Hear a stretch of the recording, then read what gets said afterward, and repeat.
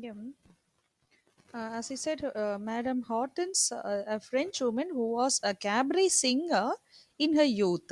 So Zobra woos her and begins an affair with her. We know Zobra, as I said in the beginning, is an aged man. He's 60 years old.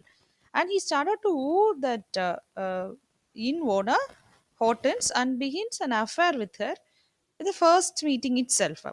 So Zorba and the narrator build a hut near the sea where they spend their evenings. So after work at the mine, that is in the lignite mine, Zorba regales the narrator with tales of his experiences. The narrator admires Zobra's authenticity, which is evident through his way of thinking and dancing. Zorba is older and well traveled and tells the narrator stories of the places he has been and things he has seen. The narrator and Zorba they both engage in a further conversation about life and religion and of how the narrator wishes to open people's eyes to a better kind of world.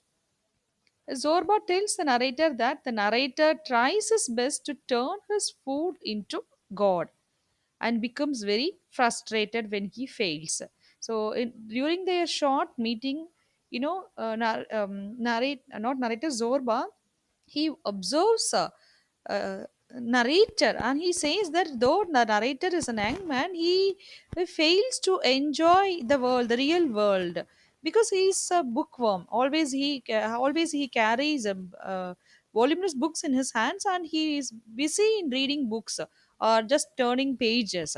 And he says that finally, when he fails to find answers for the questions that related to life, he seems frustrated. So he is not able to enjoy life. He is not able to welcome or accept life as it is. So it's a question of existence. This is the theory that is used in the novel is existentialism. So what is existentialism? It's studied Waiting for Godot. It's an absurd novel. So existentialism is people say that the life is meaningless. What is the purpose of our living? So according to existentialist, it depends on our choice. How do we make our selection? So the narrator here, he has selected to be an ascetic or keeping himself away from the worldly pleasures. But on the other side, if we see Zorba, even at the age of 60, he is very determined and he wants to live life with ease. So he wants to enjoy life. So this is the controversy that we see in the novel. So the narrator feels that his life has been wasted. Narrator's life has been wasted, and now gradually, that is, he changes his mind after meeting Zorba. Now he wishes that he could be more like Zorba, who is a carefree man. He wants to be like Zorba, a carefree man who has found the real truth of life. So this is one part, and now he has many friends. Our Zorba, he has many friends, even including many girlfriends, and he advises the narrator also to have his own girlfriend or a companion, a girl companion. And eventually, fortified by Zorba's slogans of wine and women, the narrator succeeds in courting a widow. So, making love to the widow brings the narrator back into the physical world.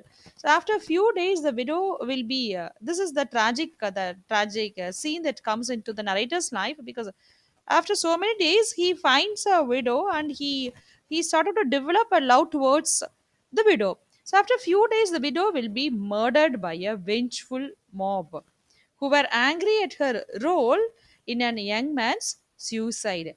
And the narrator will again return to abstraction.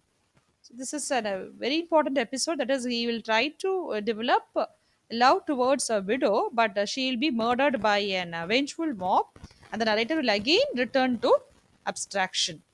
So, meanwhile, Zorba decides to marry Madame Hortense, the inn owner. I'm sorry.